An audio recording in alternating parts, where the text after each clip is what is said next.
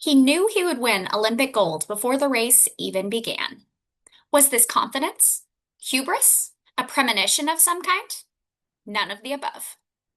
He wasn't worried about the competition because there wasn't any. Literally. Today is Friday, July 25th, 2025, and on this day in 1908, British athlete Wyndham Halswelle was the first and only finisher of the Olympic 400-meter final, a race that remains the only walkover in Olympic history. I'm your host, Running Up That Hillary, and you are listening to Today in Running History.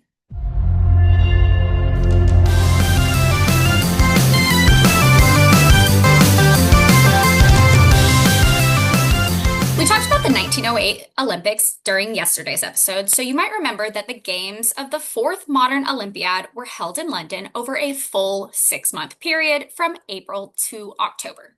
And as with the marathon, the IOC had the option to hold the 400 meters on a temperate spring or fall day, but instead scheduled it for one of the hottest weeks of the entire year.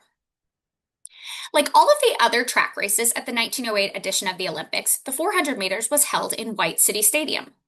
And rather than a standard 400-meter long track, the one at White was exactly a third of a mile, meaning that instead of the perfect one-lap race that the 400 is today, that race in 1908 ended when competitors had run just slightly less than 3/4 of a lap.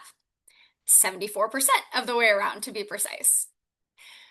So let's talk first about the qualifying heats.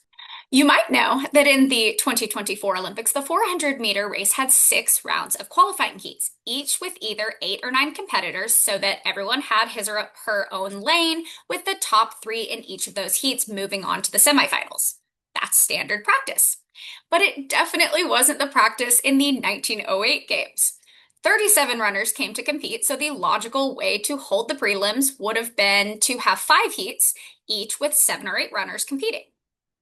But instead, for some reason we are no longer privy to, the organizers of the 1908 Olympic 400 decided to hold 16 heats, each with a random number of runners between 0 and 4, with the single winner of each heat moving on to the semis. Now, I must apologize in advance because I'm about to throw a bunch of numbers at y'all. There is no other way to do this, so here we go. 7 of the 16 heats had 2 runners competing. 5 heats had 3 runners. 2 heats had 4 runners. One of the heats, heat number 2, had no runners at all. And in heat number 3, Edward Ryle, representing the UK, ran all by his lonesome. This victory automatically qualified him to move on to the next round. The winners of the 14 2 to 4 man races, plus Edward Ryle, met the next day in the semifinals.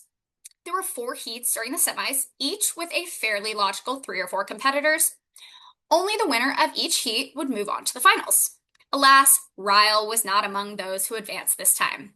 3 Americans, John Carpenter, John Taylor, and William Robbins, each won their heat.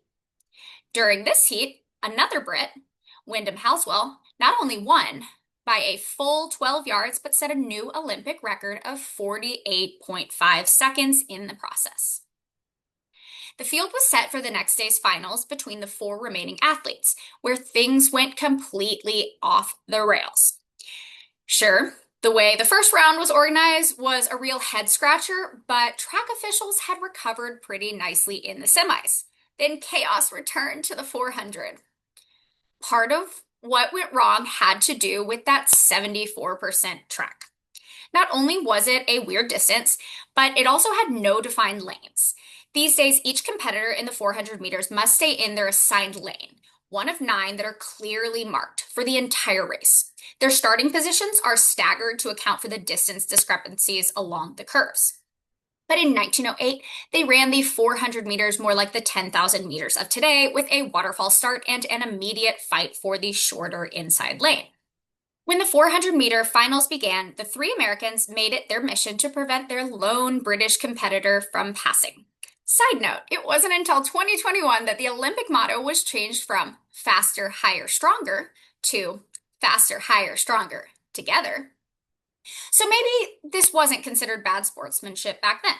But anyway, Americans Robbins and Carpenter ran side by side, forcing Brit Halswelle to go wide in an attempt to pass them. Robinson Carpenter then went wider, making it so that none of the runners were hugging the inside curve. Robbins fell back a bit, but Carpenter continued to run somewhat diagonally during the final stretch in order to keep Halswelle from passing. Carpenter won the race in what would have been another new Olympic record, and Halswelle took second. But maybe because the Olympics were held in Halswell's home country, or because the British umpires truly did care about the rules after all, either way, an official inquiry into the fairness of the race was immediately launched.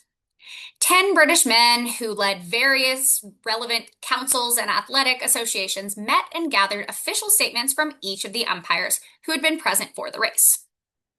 These statements unanimously declared that Carpenter had, in fact, broken Olympic rules with his maneuvers, and officials decided that the entire race would be run again without him in 2 days' time. And so we come to July 25th, 1908, exactly 117 years ago today. As there were only 3 men left to compete in the race redo, all they had to do was finish in order to be guaranteed an Olympic medal. 3 guys, 3 medals, so simple. But the 2 Americans were so incensed about their teammate's disqualification, especially because his brand of jostling was legal under American rules, that they both withdrew from the finals in protest. That left Great Britain's Wyndham Halswelle standing alone at the starting line, knowing all he had to do was make it 3/4 of the way around the track at whatever speed he preferred in order to claim his gold medal. What must he have been feeling as the gun went off? Excitement, disappointment, uncertainty? Do you still even feel nervous when you're running in an Olympic finals, even if there's literally no way you could be beaten? Halswelle took the race seriously, finishing in 50 seconds even, only 2 seconds off the Olympic record he had set during the semifinals a few days before. Sadly, he would be killed almost 7 years later while serving as an infantry officer in the Battle of Neuve Chapelle in World War I. But on this day, he would cross the finish line with his arms raised in triumph, the last man standing. And that is all I have for today's episode. Thank you all so much for listening. As always, please make sure to like, subscribe, comment, share, send to your wife, send to the woman you took to the Coldplay concert, and then join me tomorrow as we meet the winningest Canadian marathoner of all time. I'm your host, Running Up That Hillary, and this has been Today in Running History.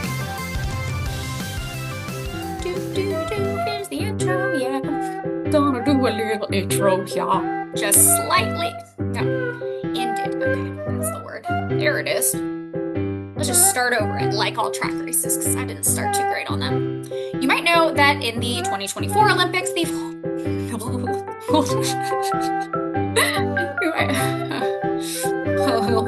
right.